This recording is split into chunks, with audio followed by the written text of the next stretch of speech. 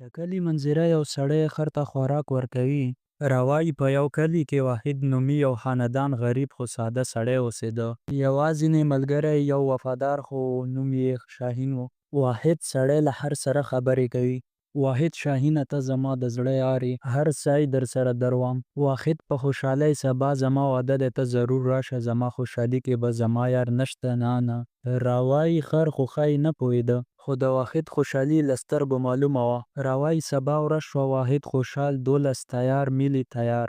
خو هیڅ فکر نه کوي وږ نه کړي چې شاهین به څه کوي. خر شاهین د لرې نه راځي واده ته. خلک حیران دي دا څوک دی، دا ولې راځي. راوایي خو شاهین د بل چا خر نه و، دا د دعا له یار و. شاهین واده کې داسې چلند وکړه لکه چې هغه واده وي.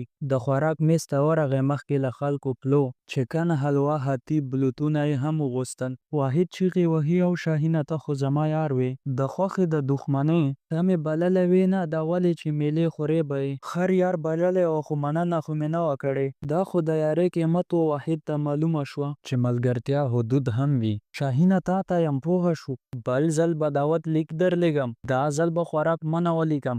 پای ته عبرت ځینې وخت ملګري داسې وي چې که میله ته یې دعوت کړي نو میله به هم دوی وروړي.